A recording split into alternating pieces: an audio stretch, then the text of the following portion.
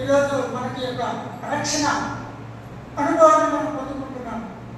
ఈ రక్షణలోనికి వచ్చిన మనము మన యొక్క జీవితానికి రక్షణ కవచముగా మన ఈ యొక్క వాక్యాన్ని మనం చదువుకుంటూ ఆ దేవుని యొక్క ప్రార్థనలో ఎక్కువగా గడిపినప్పుడు దేవుడు మనతో ఉన్నాడని మనం నిశ్చయించబడినప్పుడు తప్పకుండా దేవుడు మనల్ని ఆశ్చర్యకరంగా మార్చుతాడు, దీవెనకరంగా మార్చుతాడు, ఇతరులకి మాదిరికరంగా మనం జీవించబడతాం. మనల్ని చూసి ఇతరులు కూడా మానసు పొందేవారిగా మన ప్రవర్తన మనము కనిపించేటట్టుగా మనం నడుచుకోవాలి. అప్పుడే మరి దావీదు కూడా ఒక దినాన అరణ్యంలో గొర్రెలు కాసుకున్న సమయంలో ఇశ్రాయేలు ప్రజలకి ఒక యుద్ధం జరుగుతుంది. 1వ సమూయేలు గ్రంథంలో ఉంటుంది. ఆ సమూయేలు గ్రంథంలో 10వ అధ్యాయంలో ఉంటుంది. ఇంటికి పోయినప్పుడు చదువుకోండి. ఇశ్రాయేలుకి ఫిలిష్తీయులకి ఒక గొప్ప యుద్ధం జరుగుతుంది. ఆ యుద్ధంలో మరి ఆ ఫిలిష్తీయుల సైన్యంలో గొల్యాతు చాలా ఎత్తు కలిగిన వాడు, దృఢ ధైర్యశాలి. అతను ఎదిరించేవారే అతను చూసే భయపడిపోతున్నారు. ఇశ్రాయేలులో ఎదిరించేవారు లేరు, భయపడిపోతున్నారు. ఆ సమయంలో ఆ ఫిలిష్తీయుల సైన్యంలో ఇశ్రాయేలు సైన్యంలో ఈ యొక్క యెషయా మరి యెషయి ఒక కుమారుడు కూడా ఆ సైన్యంలో ఉన్నారు. కాబట్టి దావీదును వారి కొన్ని తీసుకొని వాళ్ళు తినడానికి ఆహారాన్ని మరి సమృద్ధిగా వాళ్ళకి చేరవేయడానికి దావీదుకు మూటగట్టి మరి నువ్వు అన్నలో చూసామని దావీదును పంపించినప్పుడు దావీదు అక్కడికి పోయాక మరి ఆ యుద్ధం చూశాడు. దావీదు ఆ గొర్రెలు కాసుకునేవాడు కదా, అడవిలో తిరిగినాడు కాబట్టి, దేవుని యొక్క శక్తిని పొందుతున్నాడు కాబట్టి ఆ యవ్వన ప్రాయమైనటువంటి దావీదుకు మంచి పౌరుషం వచ్చేసినట్టు ఈ గొల్యాతుని నేను చంపేయాలి అని ఒక తీర్మానం చేసుకున్నాడు. అంటే అతనేమో మరి 12 అడుగులు ఉంటాడు అనుకుంటా, 12.5 అడుగులు ఎత్తుంటాడు. 12 మూల అంటే చాలా పెద్దది కదా. అంత ఎత్తు కలిగిన వాడిని దావీదు యవనస్తుడు చిన్నవాడు అయినా కూడా ధైర్యం చేస్తున్నాడు. ఎలాగైనా దావీదుని చంపాలి, పరిగెత్తుకుంటూ పోయి ఏం జరుగుతుంది నేను తెలుసుకొని ఆ దావీదును మరి నేను చంపుతాను గొల్యాతుని. వాళ్ళందరూ చాలా హేళన చేశారు, నవ్వారు, అవమానం కూడా పరచుకుంటారు. నీకెందుకుగా చూసినోడికి పోయి వచ్చిన దాకా మరి తిరిగి వెళ్ళిపో, సీఎం నడిపేస్తాను నేను అత్యంత చూడని చాలా ఒకవేళ అని ఉండొచ్చు. కానీ అతను ఒక ధైర్యం ఉంటుంది. మన జీవితంలో కూడా మనం ఎదుర్కోలేనటువంటి శోధనలు, బాధలు, అవమానాలు, నిందలు మన జీవితంలో ఒకవేళ కలిగితే కూడా మనము ధైర్యాన్ని మనం సన్నగిలిపోకూడదు. ధైర్యంగా దేవుని సన్నిధిలో ప్రార్థన చేస్తే తప్పకుండా విజయాన్ని పొందుకుంటాం. అక్కడ దావీదు కూడా చేసిందే. దావీదు చూసి భయపడలేదు, కానీ ఎలాగైనా నేను దావీదుని చంపాలి అని తీర్మానం చేసుకొని ఆ వరుసలు తీసుకుని ఒక కర్ర చేత పట్టుకొని ఆ దుడ్డుకర్ర అలాగే పోయి ఆ నీళ్ళలో ఉన్నటువంటి ఒక ఇలాల నుంచి మరి వరుసలతో మరి ముందుకెళ్ళాడు. అప్పుడు సౌలు చూసి కవచం దొరికినా కూడా ఆ యుద్ధ కవచము బరువైపోయింది. అవన్నీ తీసి పక్కన పడేసి అట్లే ముందుకు సాగిపోయింది. ఆ గొల్యాతును వరుసలతో కొట్టి మరి చంపేసినట్టుగా చూస్తున్నాం. అంటే ఎందుకు అంత ధైర్యము ఆ దావీదులో ఉందంటే దేవుని యొక్క శక్తి అక్కడ ఉంది కాబట్టి, దేవుని యొక్క నమ్మకంగా ఆ ధైర్యం దేవుని యొక్క శక్తిని పొందుకున్నాడు కాబట్టి ఆ ధైర్యం కలిగి ఆ గొల్యాతును ఎదుర్కోగలిగాడు. కాబట్టి ఆ దావీదు ఆ స్థానంలో దేవుడు అక్కడ హెచ్చించాడు. కాబట్టి దావీదుని అక్కడ పొగిడారు. చాలా మంది ఆ సైన్యం అంతా దావీదుని పొగిడారు. దావీదుని పొగిడినప్పుడు సౌలు కూడా చిన్న బాధ కలిగింది. నేను రాజు కదా, సౌలు ఆ ఇశ్రాయేలుకు రాజుగా ఉన్నాడు. ఆ యుద్ధంలో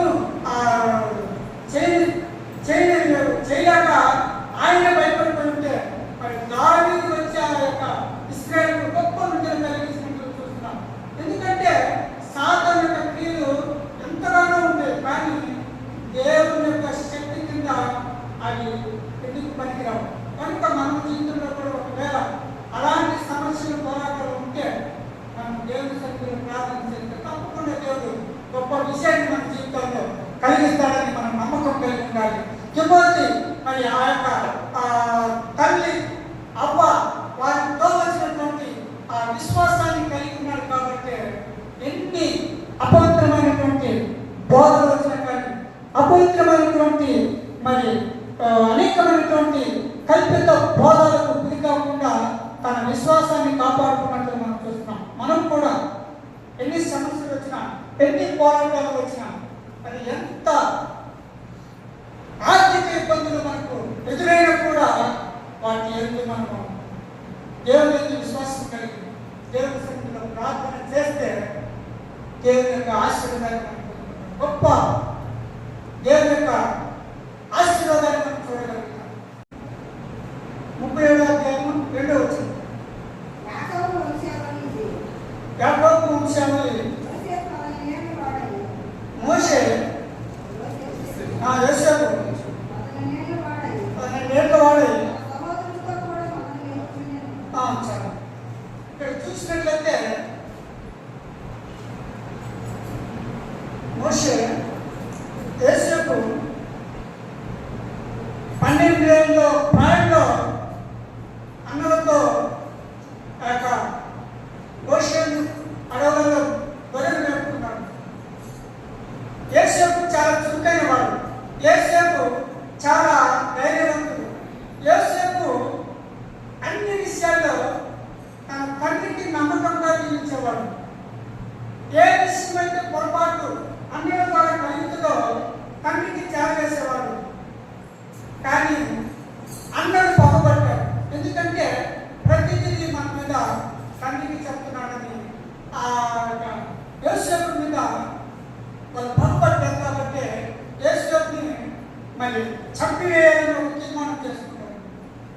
కానీ ఆ యోసేపు సహోదరులు రూబేను మరి వాళ్ళ అన్నలతో మాట్లాడి అతన్ని చంపకుండా మరి వారిని కొంతమంది వ్యాపారస్తులకి అమ్మేటట్టుగా చేస్తాడు. ఆ వ్యాపారస్తులు ఆ యోసేపుని తీసుకుని పోయి ఒక ప్రాంతంలో ఒక గొప్ప అధికారికి ఆ కుటుంబానికి మరి అమ్మినట్టు కూడా చూస్తాం. అక్కడ పోయిన తర్వాత యోసేపు చాలా నమ్మకంగా ఆ యొక్క రాజు గృహంలో తన ప్రవర్తనకు తగినట్లు జీవించాడు. తాను ఏమైతే తండ్రి ఉపదేశానికి లోబడి తండ్రికి నమ్మకస్తుడిగా ఎలాగ ఉన్నాడో తన జీవితంలో కూడా ఆ యొక్క ఐగుప్తు దేశంలో బానిసలుగా జీవిస్తున్న టైంలో కూడా దేవునికి నమ్మకస్తుడిగా అక్కడ ఉన్నట్టు చూస్తున్నాం. కానీ ఒక సందర్భం వచ్చినప్పుడు దేవుడు యోసేపును ఒక ఉన్నతమైనటువంటి స్థానంలోకి తీసుకెళ్తాడు. ఎలాగంటే తాను అన్ని విషయాల్లో ఎవరో ప్రాణంలో ఉన్నాడు కాబట్టి ఆ ఎవరి ఇచ్చలకు లోటు కాకుండా ఆ యొక్క వాణి ఎంత ప్రభావం పెట్టినా కూడా తాను లొంగిపోలేదు.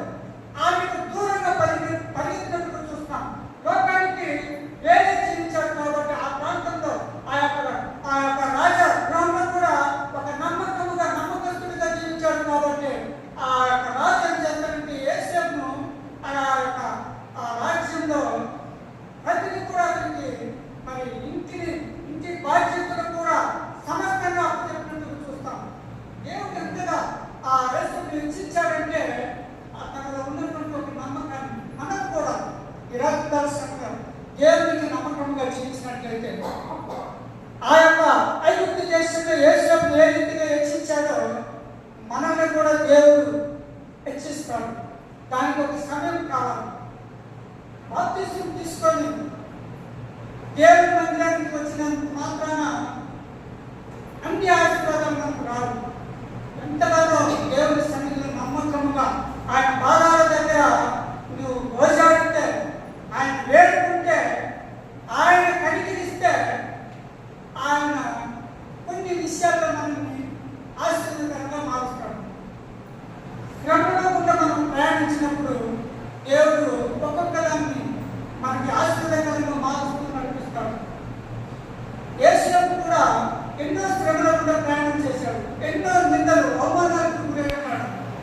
ఆ యొక్క సరసాలు ఉన్నప్పుడు కూడా తాను బాధపడలేదు, దేవుని సన్నిధిలో మొదలుపెట్టాడు. దేవుడు ఒక దినాన్ని యేసుని నిరీక్షించాడు కాబట్టి దేవుడు సైన్యానికి అధిపతిగా మన రాజగృహంలో ఒక నమ్మకస్తుడిగా, ఒక ఆ రాజ్యానికే ఒక ఖజానాదారుడుగా నియమించబడినట్లుగా మనం చూస్తున్నాం. కనుక ఇలాంటి మనం కూడా దిగజారిపోయినట్టు జీవితాన్ని మనం ఒకవేళ కలిగి ఉన్నామనేది మనమే పరీక్ష చేసుకోవాలి. రాత్రి సమయంలో దేవుని వాక్యాన్ని మనం చదివి దాన్ని విడిచిపెట్టక నమ్మకముగా ఆయన పాద సన్నిధిలో కనపడే వారిగా ఉండాలి. ఈ 40 దినాలు మాత్రమే మనము మన విశ్వాసాన్ని కనపరచుకోవడం, కానీ మన యొక్క జీవితాంతము దేవునికి నమ్మకంగా ఉండాలి. ప్రతి సమయంలో ప్రతి కార్యాల్లో కూడా మనము దేవునికి ముందుగా ప్రాధాన్యత ఇచ్చే వారిగా ఉండాలి, దేవుని సన్నిధిలో కనపడే వారిగా ఉండాలి. కొంతమంది మరి ఆ బాప్తిస్తాలు తీసుకోవాలనుకునే వాళ్ళు ఎక్కువగా దేవుని సన్నిధిలో కనపడాలి. ఈ 40 దినాలు ఎందుకు దేవుడు మనకి ఇచ్చాడంటే, ఎవరైనా ఒకవేళ దిగజారిపోయిన స్థితిలో ఉంటే, ఒకవేళ పడిపోయిన స్థితిలో ఉంటే, దేవుడు ఒక చెట్టు ఆకుపైన దారిపోయి ఎలా చిగురిస్తుందో మన జీవితంలో కూడా ఒక వసంతకాలం ఎలాగో మరి ఆకు చిగురించి మరి అభివృద్ధిలోకి వస్తుందో, మనము కూడా మనము శుద్ధి చేసుకునే దినాల్లో మనం ఉంటున్నాం. మనము బుద్ధి తెచ్చుకొని దేవుడి సన్నిధిలో మన యొక్క జీవితాన్ని మనము సాధన చేసుకోవాలి, ఆ దగ్గర గోచాడాలి. ఈ దినాల్లో ఆ దేవుడు మనం ఎంతగా మన కొరకు ఆయన కల్వారి శిలువలో తన ప్రాణాన్ని పెట్టి ఆయన మరణించి మృత్యుంజయుడై మరి లేచాడో ఆ విషయాన్ని మనం జ్ఞాపకం చేసుకోవాలి. నా కొరకు, మనందరి కొరకు ఆయన యవ్వన ప్రాయంలో యేసు క్రీస్తు మరి 33.5 సంవత్సరం ఈ లోకంలో జీవించినప్పుడు 33.5 సంవత్సరం తన జీవితాన్ని త్యాగం చేసినట్లు మనం చూస్తున్నాం. ఆయన చేసిన ఆ గొప్ప త్యాగం వల్లే ఈరోజు మనకి యొక్క రక్షణ అనుభవాన్ని మనం పొందుకుంటున్నాం.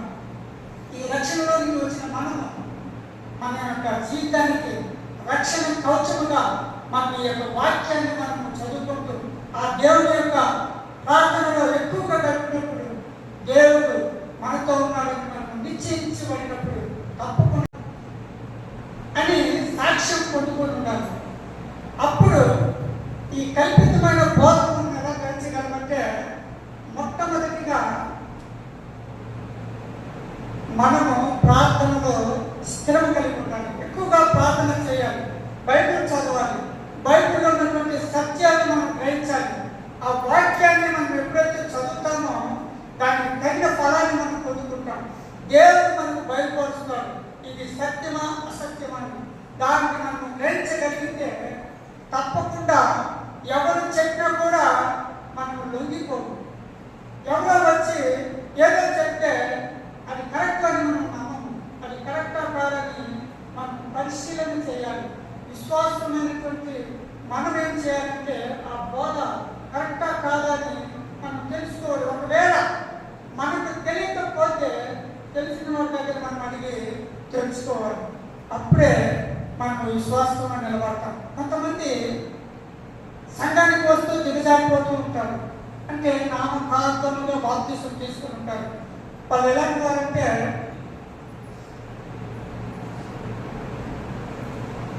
వారు నిన్నదాకా అసలు చర్చికే రాదు, ప్రార్థన అంటే తెలియదు, వాక్యము విని ఉండదు, ఎప్పుడో ఒకసారి అలా వచ్చి వెళ్ళిపోతూ ఉంటారు. సడన్గా వాళ్ళకి వచ్చేస్తుంది, రేపు బాప్తిస్తాలని చెప్పింది కదా, ఈరోజు తీర్మానం చేసుకొని వచ్చి బాప్తిస్తం తీసుకుంటాం. మరి నీకేమర్థమైంది? దేవుడి వాక్యాన్ని మొదటిగా మనం వినాలి. ఆ విన్న వాక్యాన్ని మనం హృదయంలో భద్రపరచుకోవాలి. ఆ వాక్యాన్ని మనం ఎప్పుడైతే భద్రపరుచుకుంటామో మనలో ఆటోమేటిక్గా మనలో మార్పు కలుగుతుంది. ఆ మార్పు రావాలి. ఇదివరకున్న జీవితం వేరు, ఇప్పుడు జీవిస్తున్నటువంటి జీవితం వేరు అని అని మనల్ని మనమే పరిశీలన చేసుకోవాలి. అది మనం ఎప్పుడైతే ఉంటుందో మనం మాదిరికరంగా విశ్వాసకి తగినట్లుగా మనం జీవిస్తాం. జీవితము ఎలా ఉంటుందంటే ఒడిదుడుకుల మీద నడుస్తుంటుంది. నీకు వస్తున్న సమస్య, నీకు వస్తున్నటువంటి పోరాటాలు, అవమానాలు, నిందలు, వాటన్నిటిని నువ్వు భరించగలిగి దేవుని సన్నిధిలో ప్రార్థన చేస్తే నువ్వు మార్చబడినట్లే. నువ్వు ప్రార్థన చేస్తే దానికి ప్రతిఫలాన్ని పొందుకుంటావు. అప్పుడే నీకు విశ్వాసంలో నువ్వు ఎదుగుదల చూస్తావని ఒక నమ్మకాన్ని నీకు కలిగిస్తుంది. నువ్వు ఎన్ని సంవత్సరాలు ప్రార్థనకు వచ్చినా, ప్రార్థన చేసినా కూడా నువ్వు ఇంకా దేవుని యొక్క మేలును పొందకపోతే ఇంకా దేవుని యొక్క ఆత్మీయతలో నువ్వు లేవని నీకే అర్థమైపోతుంది. కనుక మనం వస్తున్నటువంటి అందుకే అపోస్తలుడైన పౌలు హెచ్చరిస్తున్నాడు తిమోతికి, జాగ్రత్త కలిగి ఉండు. నిన్ను ప్రభువులకు గురి చేసి నిన్ను విశ్వాసంలో నుంచి తొలగిపోయేటట్లుగా చేస్తాను. నేను ఏదైతే నీకు బోధించాను, ఏదైతే కట్టడలో నియమాలు నీకు అనుగ్రహించానో వాటిని గట్టిగా పట్టుకో. ఈ విశ్వాసాన్ని నుంచి తొలగిపోకు, సన్నగిలిపోకూడదు అని హెచ్చరిస్తున్నాడు. ఎందుకంటే తిమోతి మంచి యవ్వన ప్రాయంలో ఉన్నాడు. యవ్వన ప్రాయంలో ఎవరైనా తొలగిపోవడానికి సర్వసాధారణమైపోతుంది. ఎందుకంటే అతను ఉన్నటువంటి ఆ యవ్వన ప్రాయంలో ఒకవేళ మార్పు కలగవచ్చు. ఏ విషయంలోనైనా ఒకవేళ చూపు విషయంలో కూడా తొలగిపోవచ్చు. తన ప్రవర్తనలో కూడా దిగజారిపోవచ్చు. ఏ విషయంలోనైనా తొలగిపోవచ్చు. కానీ తిమోతి చాలా పట్టుదల కలిగిన వాడు, మంచి ధైర్యం కలిగిన వాడు. ఎవరైనా తప్పు చేస్తే మనము వాడిని ఎందుకయ్యా ఈ పని చేస్తున్నాం అని అనలేము. ఎందుకంటే అంతే ఏమనుకుంటారో అన్న ఒక చిన్న ఆలోచన వస్తుంది. కానీ క్రైస్తవులు ఎవరైతే దేవుని మీద విశ్వాసం కలిగిన వారు ఉంటారో, ఎవరైనా తప్పు చేస్తే వారిని హెచ్చరించాలి, వారిని గద్దించాలి, వారికి బుద్ధి చెప్పాలి. ప్రతి విషయంలో కూడా మనం వాళ్ళకి తోడుగా ఉండాలి. అప్పుడు మనం వాళ్ళకి తగినటువంటి ఏదైతే దేవుని యొక్క ప్రేమను మనం కనపరుస్తామో వారు తొలగిపోయేదానికి ఆస్కారం ఉండదు. అందుకనే తిమోతికి అపోస్తలుడైన పౌలు ధైర్యాన్ని ఇస్తున్నాడు, మంచి ధైర్యాన్ని ఇస్తున్నాడు. నువ్వు తొలగిపోతాను, నేను నీకు దగ్గరికి వస్తాను, నువ్వు భయపడవద్దు. ఎవరు ఏమన్నా కూడా నీ విశ్వాసాన్ని నువ్వు గట్టిగా పట్టుకో, నీ విశ్వాసాన్ని నువ్వు కాపాడుకో, స్థిరము కలిగి నువ్వు నిలబడు. నేను వచ్చేంత వరకు నువ్వు ధైర్యంగా నమ్మకంగా ఉండమని తిమోతితో హెచ్చరిస్తున్నట్టు చూస్తున్నాడు. రాజప్రవేశంలో దేవుడు కూడా మనతో మాట్లాడుతున్నాడు అని మనం గ్రహించి దానికి మనం లోబడితే దేవుని వాక్యానికి మనం లోబడిన వాళ్ళు ఉంటాం. దేవుని వాక్యం మనం హృదయంలో నిలబడితే ఏ విషయానికి కూడా మనము భయపడము, ఏ విషయానికి కూడా మనము తొలగిపోము. శ్రమలు వస్తే, మనము నిందలు వస్తే, ఒకవేళ మనం అవమానకరమైనటువంటి ఒకవేళ కార్యాలు మనలో మనం కలిగించినట్లయితే దానికి మనము ప్రార్థనలో పెట్టాలి, దాన్ని విడిచిపెట్టాలి. దేవుని కార్యాలు మనం చూస్తాం. దేవుడు మనకు ఆ యొక్క గొప్ప మేలును మనకు అనుగ్రహిస్తాడు. చాలా మంది బైబిల్లో అనేక మంది అటువంటి నమ్మకం కలిగిన వారు, మంచి దేవుడు అభివృద్ధిలోకి నడిపించినట్టు విషయాలు మనం చూసుకున్నాం. పరిశుద్ధ గ్రంథంలోకి పోయినట్లయితే మరి ఆదికాండము 37:2 మనం చదువుతున్నాం. ఆదికాండము విశ్వాసంలో నమ్మకముగా ఏ విషయానికి కూడా భయపడక ధైర్యముగా నిలబడిన వాళ్ళు మరి అనేకమైనటువంటి ఆశీర్వాదాలకు దేవుడు వారిని నడిపించినట్టుగా మనం చూస్తాం. పరిశుద్ధ గ్రంథంలో మనకు మాదిరికరమైనటువంటి అనేకమైన సంగతులు మనం చూస్తాం. ఆదికాండము 37:2 యాకోబు వంశావళి మోషే యోసేపు 12 ఏళ్ళ వాడు ఏదో ఒక మనం బలహీన పడిపోతుంటాం. ఆ సమస్య రావడం ద్వారా మనం ఎక్కువగా దేవుని ప్రార్థన చేయగలుగుతాం. అది శ్రమే లేకుంటే మనం ప్రార్థన చేయగలమా? గమనించినట్లయితే ఒక శ్రమ వస్తేనే దేవుని సన్నిధిలో మనం మోకరించి ప్రార్థన చేస్తాం. ప్రభువా ఏంటి సమస్య? అందుకే మనకు పరిశుద్ధ గ్రంథంలో చూసినట్లయితే మాట చదువుతున్నాం.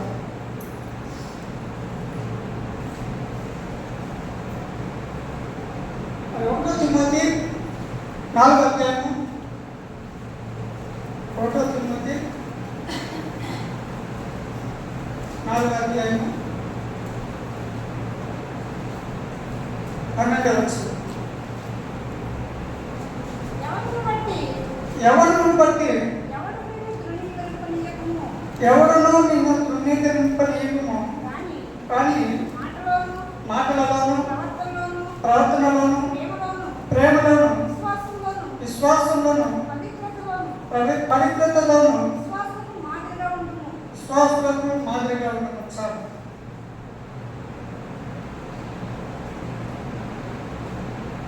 అపోస్తలుడైనటువంటి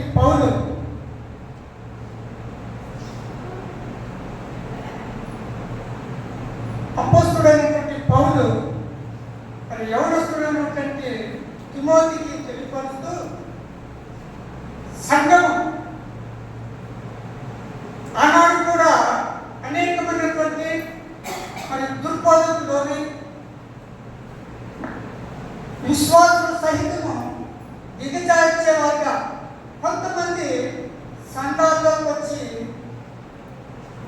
అనేకమైనటువంటి కల్పితమైనటువంటి బోధన చేస్తూ విశ్వాసాలను పడగొట్టేస్తున్నారు. అంటే విశ్వాసం నుంచి క్రీస్తుకు దూరంగా అయ్యేటట్టుగా సాతాను బోధన తీసుకొచ్చి అనేక మందిని మరి మార్చేవారిగా ఉన్నట్టుగా చూస్తున్నాం. అందుకే అపోస్తలుడైన పౌలు తిమోతికి రాస్తున్నాడు, సంఘము ఎలా ఉండాలి, సంఘం యొక్క ప్రవర్తన అంటే విశ్వాసులు అనబడుతున్నటువంటి క్రీస్తును ఆరాధిస్తున్నటువంటి మనము సంఘంలో పవిత్రత కలిగి అపవిత్రమైనటువంటి కార్యాలను మనము విడిచిపెట్టి కల్మషము లేని విశ్వాసానికి తగిన రీతిగా మనం జీవించాలని ఆనాడు సంఘానికి అపోస్తలుడైన పౌలు తెలియపరిచిన రీతిని ఈనాడు కూడా క్రైస్తవులకి తగినటువంటి మరి మాటలు మనం చూస్తున్నాం. మనం కూడా విశ్వాసానికి తగిన జీవితాన్ని మనం జీవించాలి. చాలామంది క్రీస్తులోనికి వచ్చిన తర్వాత బాప్తిస్మం తీసుకున్న తర్వాత కొంతకాలం మాత్రమే పరిగెత్తుతూ ఉంటారు, అలసట లేనట్టుగా. అంటే ఇక వారికి ఎక్కడ లేని ఒక భక్తి వచ్చేస్తుంది. అంటే నిలకడ లేని జీవితము అలా ఉంటుంది. నామకార్థముగా క్రీస్తును ఆరాధిస్తూ అనేకమైనటువంటి లోక ఆచారాలకు లోక అలవాట్లకు బానిసలై ఉంటారు. వారు క్రీస్తును ఆరాధిస్తూ లోక కార్యాల వైపు చూస్తుంటారు. అట్టి వారికి తావివ్వకుండా, అంటే దానికి చోటు ఇవ్వకుండా నువ్వు బహు జాగ్రత్త కలిగి ఉండాలి అని తిమోతికి అపోస్తలుడైన పౌలు మరి శిరసాల్లో ఉండి రాస్తున్నారు పత్రిక. తిమోతి, నిన్ను ఒకవేళ నేనేమంటే నీకు బోధించాను ఆ బోధకు తగినట్టుగా నువ్వు జీవించాలి. అనేక మంది దుర్బోధన తీసుకొచ్చి మనసును మార్చి నేను అపవిత్రమైనటువంటి జీవితంలోనికి నెట్టివేస్తారు. అటువంటి నన్ను తావివ్వకుండా నువ్వు జాగ్రత్తగా కలిగి విశ్వాసంలో స్థిరము కలిగి ఎవరు ఏది చెప్పినా కూడా అటువైపు వెళ్ళకుండా మనం గమనించినట్లయితే మహాసభలు పెడుతుంటారు. ఆ సభలో ఒక హెడ్లైన్ ఏం పెడతారంటే, మా దగ్గరికి వస్తే శాతపడి చేసింది తొలగిపోతాయి. గుంటూరు కూడా రాస్తారు. ఈ కచ్చిప్పు కొంటే మీకు స్వస్థత వస్తుంది. ఈ నూనె కొంటే రాసుకుంటే మీకు అనారోగ్యాలు పోతాయని కల్పితమైనటువంటి బోధనలు చేశారు. చాలా మంది ఊదితే పడిపోతున్నారు, వాళ్ళు చేయి చూపిస్తే పడిపోతున్నారు. అంటే అందులో ఖచ్చితమైనది ఏది, అది మంచి బోధ లేక దుర్బోధ అనేది మనము గ్రహించాలి. ఆ బోధను మనం గ్రహించాలంటే మనము అన్ని విషయాల్లో నిలకడ కలిగి ఉంటాము. ప్రార్థన విషయంలో కానీ, మన యొక్క ఆలోచన విషయంలో కానీ, మన యొక్క జీవిత క్రమంలో కానీ, అన్ని విషయాల్లో విశ్వాసకి తగిన మాదిరి జీవితం మనలో కనిపించాలి. అది ఎలా ఉంటుందంటే మనమే చెప్పుకోవడం కాదు, కానీ ఇతరులు మన గురించి ఇతరులు మనం ప్రకటించాలి. ఆ యొక్క మంచి విశ్వాసంలో మంచి ప్రార్థన పరులు, మంచి విశ్వాసం కలిగి ప్రార్థన చేస్తే తప్పకుండా దేవుడు గొప్ప విషయాన్ని మన జీవితంలో కలిగిస్తాడని మనం నమ్మకం కలిగి ఉండాలి. తిమోతి మరి ఆ యొక్క తల్లి అవ్వ వారితో వచ్చినటువంటి ఆ విశ్వాసాన్ని కలిగి ఉన్నారు కాబట్టి ఎన్ని అపవిత్రమైనటువంటి బోధలు వచ్చినా కానీ, అపవిత్రమైనటువంటి మరి అనేకమైనటువంటి కల్పిత బోధలకు గురి కాకుండా తన విశ్వాసాన్ని కాపాడుకున్నట్లు మనం చూస్తున్నాం. మనం కూడా ఎన్ని సమస్యలు వచ్చినా, ఎన్ని పోరాటాలు వచ్చినా, అది ఎంత ఆర్థిక ఇబ్బందులు మనకు ఎదురైనా కూడా వాటి ఎందుకు మనము దేవుని యొక్క విశ్వాసం కలిగి దేవుని సన్నిధిలో ప్రార్థన చేస్తే దేవుని యొక్క ఆశీర్వాదాన్ని మనకు గొప్ప దేవుని యొక్క ఆశీర్వాదాన్ని మనం చూడగలుగుతాం. మన యొక్క విశ్వాసం ఎలా ఉండాలంటే నమ్మకముగా మరి దేవుని సన్నిధిలో ఎప్పుడూ ప్రార్థన చేసేవాడిగా ఉండాలి. ఏది వచ్చినా కూడా మొదటిగా దేవునికి సమర్పించి మన పని మనం చేసుకుంటూ పోతే దేవుడు మన పనిని చేసి పెడతాడు. ఆ విశ్వాసం మనలో ఉండాలి. ఒకవేళ మనుషుల మీద మనం ఆధారపడితే, ఒకవేళ మనుషులు మనల్ని తృణీకరించవచ్చు, అంటే అవసరానికి ఆదుకోకుండా మనం చూసి తొలగిపోవచ్చు. కానీ దేవుడు అలాంటి సమయంలో మన పక్షాన రాజ్యమాడే దేవుడు కనుక ఆయన శక్తివంతుడు, ఆయన సర్వశక్తివంతుడు కాబట్టి ఆయన ఎందుకు మనం ఆశ్రయిస్తే మనకి ఏ ఇబ్బందిలో దేవుడు ఉంచాడు, ఏ సమస్య, ఏ పోరాటం లేని కూడా దేవుడు మనల్ని శక్తివంతులుగా మార్చి అనేక మందికి మన విశ్వాస మాదిరిగా జీవితాన్ని మనం కలిగి జీవించేటట్టుగా మనం ప్రభు సన్నిధిలో కనపడాలి. దేవుడు మనల్ని, మన కుటుంబాన్ని ఈ రాజకీయ సమయంలో మరి ఆశీర్వదించి మరి బలపరుచుగాక. ఎందుకంటే ఈ సమయంలో కూడా దేవుని యొక్క ఆత్మ మనతో ఉన్నదని మనం విశ్వసించాలి. దేవుని కార్యాన్ని మనం చూస్తాం, గొప్ప మేలును మనం పొందుకుంటాం, గొప్ప శక్తిని ఆయన ఆశ్రయించినప్పుడు, ఆయనతో కూడా మనం జీవించినప్పుడు మన బ్రతుకు దినములన్నిటి కూడా ఆయన ఎందు మనము నిలకడగలిగి జీవించేవారిగా ఉంటాం. స్థిరము కలిగి మనం ఎప్పుడైతే నిలబడతామో దేవుడు మన యొక్క సరిహద్దులను విశాలపరుస్తాడు, మన యొక్క కార్యాన్ని మరి అంచెలంచెలుగా అభివృద్ధి పరుస్తాడు. మనము మన స్థితి నుంచి దేవుడు చక్కగా నిలబెట్టి మన యొక్క పరవరితమైనటువంటి జీవితాన్ని మనం జీవించేటట్టుగా ఈ రాజకీయ సమయంలో మనం దేవుడికి సమర్పించుకోవాలని పౌరుపేట తెలియపరుస్తున్నాను. దేవుడి మాటలు మనం ఆశీర్వదించి